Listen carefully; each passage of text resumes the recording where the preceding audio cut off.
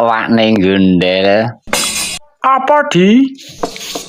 Ati-ati lho wakne. Ana pangarepanmu kuwi ana wis anggeni kang wis ngadang marang lakune awake dhewe. Oh, lole sama rantai toh neng dumpul ana dadi alas dadi ana aja grehek Allah. Wis anggeni? Ana apa kowe malah ngadak ana pangarepanku? Ngadang marang lakuku. Eyang Peremban Durna, aku ora ngadang marang lakumu, Eyang Peremban Durna dalah Eyang Patih Sengkuni. Aku gur ngaturake bekti marang Eyang Peremban Durna. Oh, ya. Gandeng kowe ngaturke bekti marang aku ora kliwat mangestuku Tampanana. Eyang Patih aku ngaturke bekti. Iya Mas Putu, wis ndak tampa ora kliwat pangestuku Tampanana Mas Putu. Eyang Peremban Durna, apa sebabe Eyang Peremban Durna lawan Eyang Patih prapta ana puncaking Patra Kilasa kene?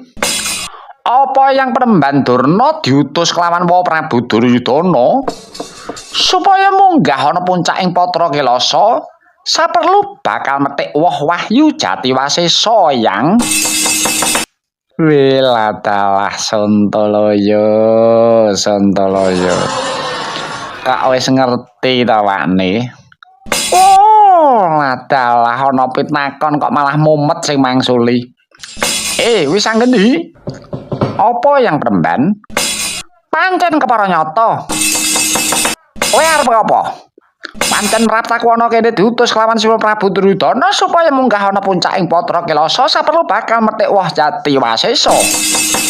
Sumurpa Yang Durna, pratane ana ing pucuking Patra Kilasa kene dhisik aku tegese wahyu Jatiwasesa kuwi duweke para pepunden Pandhawa. Kaya jawantan ngaku ya wis anggeni. Sumurupa nadyanto sing teka kuwi dhisik kowe, nanging Patra Kilasa kene klebu wilayah negara Ngastina. Saiki aku arep takon lawan Eyang Patih. Negara Ngastina kuwi duweke sapa? Duweke Sinuwun Prabu Duryudana. Kuwi pakeme sapa? Dalange sapa? Sing nanggap sapa? Bayarane pira? Ayo diwangsuli. Aja mung pelentas-pelentus. Negara Ngastina kuwi duwe Prabu Duryudana ki pakeme sapa? Ayo. Ladalah. Mbuh ra ngurus wis anggeni. Ora sapakem-pakeman. Bakune kowe kudu minggat saka kene. Yo, bakune kowe kudu lunga saka kene. Yo, Eyang Peremban lawan Eyang Patih. Aku gelem bali. Lan Eyang Peremban sarta Eyang Patih tak lilani munggah ana puncaking Patra Kilasa. Watone Eyang Peremban bisa mangsuli dadi takonku. Watone Eyang Peremban pratitis mangsuli sing dadi pitakonku. Aku bakal lunga saka kene Eyang Peremban. Oh, lah wis anggeni. Kowe bocah durung ilang pupuk lempuyangmu. Wani nantang karo wong gerang. Yen kowe arep takon marang aku, kowe takono, bakal tak wangsuli. Ngati-ati lho wakne, ambak kuwi bocah. Ning yen wis anggeni iki aku percaya merga kuwi weton saka Kanyuwangan. Aja kuwatir. Aku ki wong tuwa kok dadi weling. Eyang Peremban, mara tumuli tuduhna. Ana ngendi dununging jembar ngungkuli segara, dhuwur ngungkuli gunung, padang ngungkuli surya, peteng ngungkuli mendung. Lan dipikir sik yen perlu buka kepekan. Oh, aku guru kok buka kepekan. Isen. Aku guru, mesti iso mangsuli. Guru kuwi sing ora iso ya akeh kok. Sumurpa wis anggeni. Jembar ngungkuli segara, kuwi langit. Dhuwur ngungkuli gunung, kuwi langit. Padang ngungkuli surya kuwi langit. Peteng ngungkuli mendung kuwi ya langit. Mangsule kok kakean langit, engko malah ambruk nibaki sirahmu. Meneng. Wis sangged iki ngerti apa? Mesti bener. Wis sangged iki bocah ra ngerti apa-apa. Lho. Ladalah, kaya mengkono kok guru kuwi guru saka ngendi? Seger kae dileh-lehke karo bocah cilik. Kaya mengkono kuwi wangsulane wong angon kebo. Ora gelem mikir luwih dhisik. Loh, apa salah? Salah. Yen ngono apa sing bener? Ayo coba. Yen kowe ngerti coba terangno. Mesti kowe ya ora ngerti. Eyang Remban, piye? Jembar ngukuli segara, ora liya kajaba hamung tebane pikirane manungsa. Wondene dhuwur ngukuli gunung iku gegayuhane manungsa. Padang ngungkuli srengenge kuwi ayam tentrem manungsa, wondene peteng ngungkuli mendung iku duh kitane manungsa. Iya ya. Lah bener. Santalaya, dipikir sik wane, aja waton ngomong. Oh, jane aku mau ya arep ngomong ngono lho, Di. Ning aku gojag-gajeg. Wong arep ngomong kok gojag-gajeg kaya katok alung kandha ra iso wae malah. Oh, iso. Durna kok ra iso ngisini-sini. Saiki ngene. Apa yang Remban? Aku genti takon karo kowe. Coba wangsulana. Kowe arep takon apa?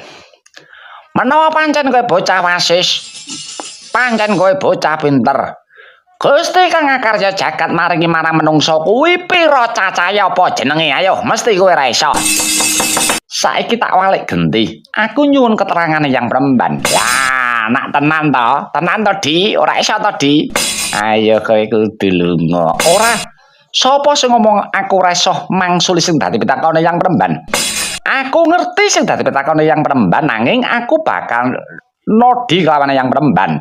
Wong yen iso gelar kudu bisa nggulung. Ya iso. Aku iso gelar, iso nggulung. Yen nyoto yang Remban iso gelar, iso nggulung, coba terangno. Yang widi maringi manungsa kuwi jenenge apa? Lan maringi apa? Coba jawabeng. Ayo dijawab dhisik. Guru menehi soal kuwi ya kudu iso jawab, engko ndak dikeploki karo muridé, ndak ditayoki muridé. Sing gawe jagat maringi manungsa kuwi ana loro. Siji nyawa, loro raga.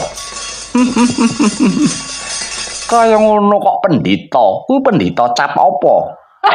Ladalah Santalaya.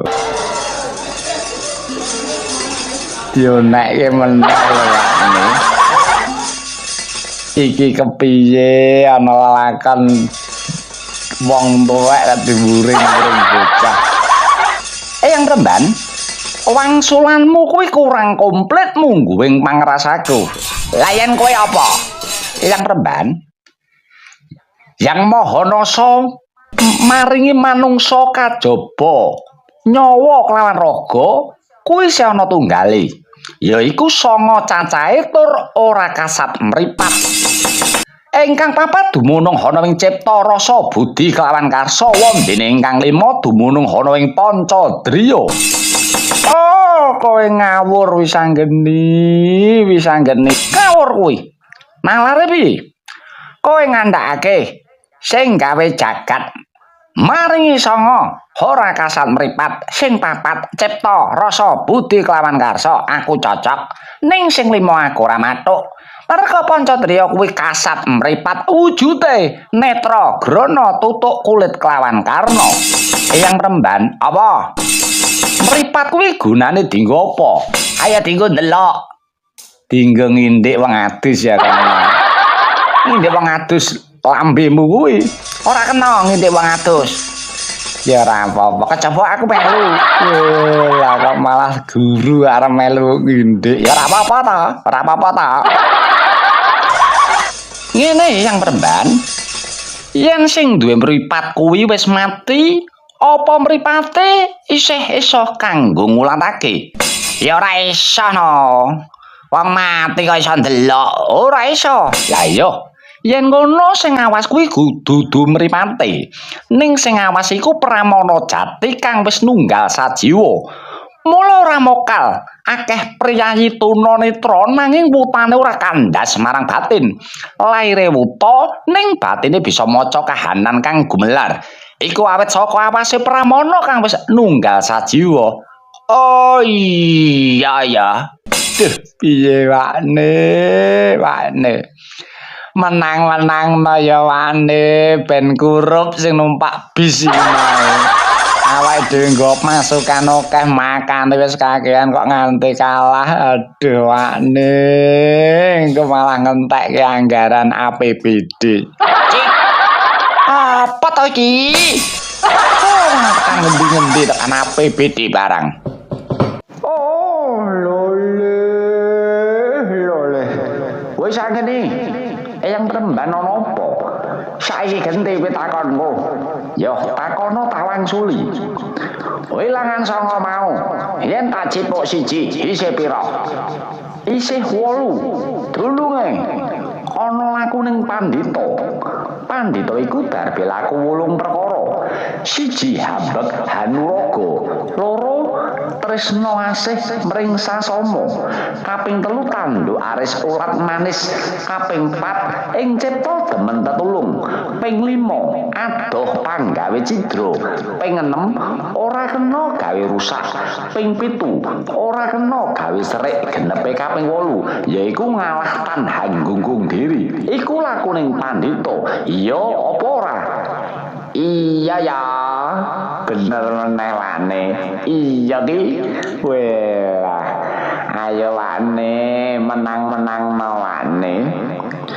8 tak cipok siji, isih pira? Mung kari 7. Dununge mapan ana ngendi? Ana rasane manungsa. Manungsa kuwi darbe rasa 7 perkara, yaiku cipta, rasa, nafsu, budi, angen-angen, osik lawan pikir. Iya apa ora? Iya ora wane. Iya iki. Wela bener meneh iki. Yen pancen bener, yang kemban kuwi tegese apa? Piye wane? Sampal apa durung wane? Lali iki. Waduh cilaka. Dijagake ngoyong-ngoyong kok malah lali ta Kakang Durna. Mula kowe iki aja sepan banget wis tuwa kok malah aduh kepiye. Aku ki ya gumun kok di. Aku nang omahku pinter kok. Malah ketemu caci lagi malah pikiranku, malah aku bingung iki. Yen yang perempuan durung pirsa, tegese ngrasa 7 perkara. 1 cipta. Cipta iku mengko teges pangobayati. Dene rasa iku tegese pangolayati. Nafsu iku kamurkane ati, budi iku budidayane ati. Dene angen-angen iku panggrantaning ati. Osik kuwi krenteke ati, dene pikir kuwi panggrahitane ati. 7 tak cipok siji, isih pira? Mung kari 6. Dununge mapan ana ngendi? Ana banyu kang ana hanggane manungsa. Manungsa kuwi duwe banyu 6 perkara. Kowe ngerti apa ora?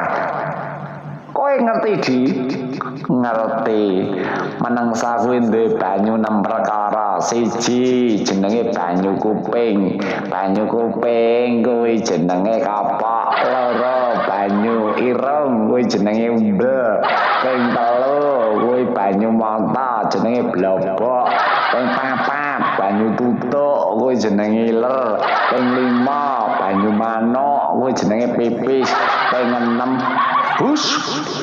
Pate kok glenyangan. Kuwi salah. Lan kuwi ngawur. Apa to iki? Oh, kok ngewangi kok malah Wela piye tawane sakuya minggu wi. Coba terangno. Banyu kang mapan ana anggane manungsa kuwi banyu apa wae? Banyu kang mapan ana anggane manungsa yaiku siji kang sinebut Tirta Badra. Tirta Badra kuwi dumunung ana suku kiwa Klawan Tengen. Kapindhone Tirta Banawa iku dumunung ana ing wadhuk. Ping telu Tirta Wanaraseta kuwi dumunung ana ing Asta Kanang sarta Asta Kering. Dene ping papat Tirta Kamandanu kuwi dumunung ana ing jantung. Dene ping 5 Tirta Sarining Dumadi iku dumunung ana ing otot bayu. Kaping 6 Tirta Jasmani iku dumunung ana sanubarine manungsa. 6 najib mok siji isih pira? Isih 5. Dununge ana ngendi? Ana ma 5. Mandat maling adon minum. Kuwi ya luput panah tadi. Kowe aja melu ngewangi. Lole malam gawe kisra. Kowe meneng wae, udut-udut kono. Menang. Lah wong wiwit mau ora menang kok kon jagake menang ta wakne. Molimo kang sepisan yaiku manembah. Wong urip ana Madyapada kuwi kudu lan wajib manembah sujud marang Gusti Pangerane. Mo kang kaping pindho yaiku manepi.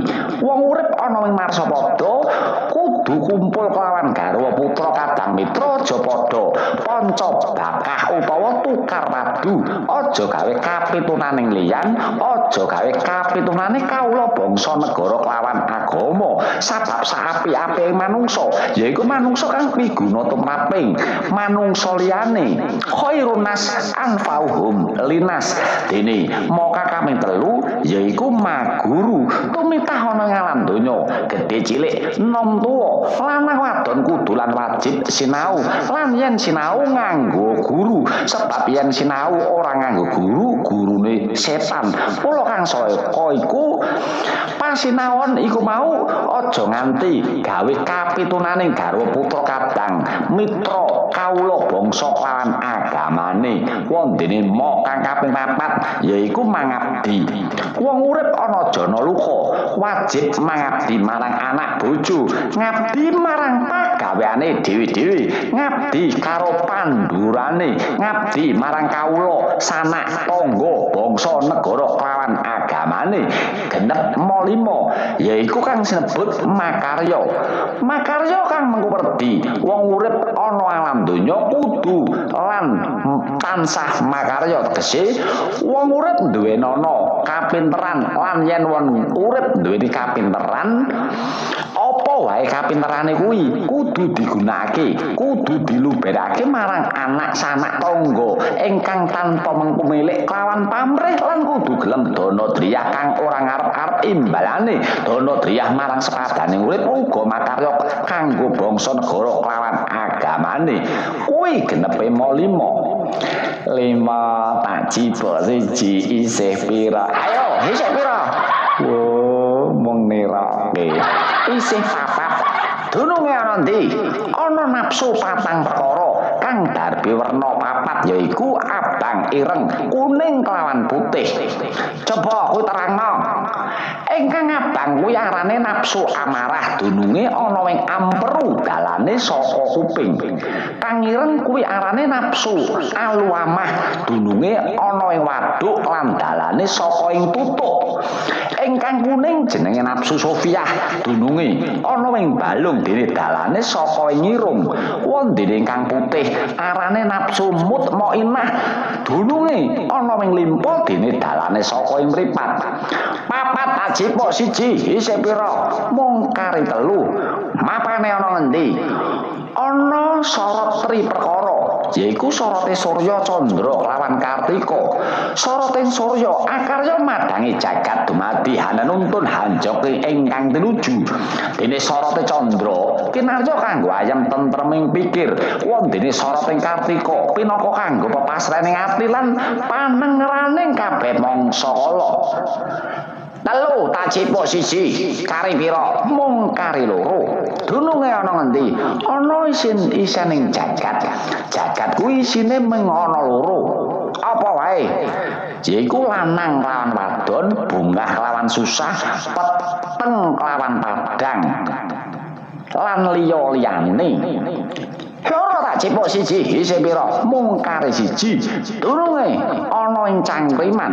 Aku duwe cangkriman batangan. Yen bisa batang cangkrimanku, kelakon munggah ngunduh woh jati wasesa.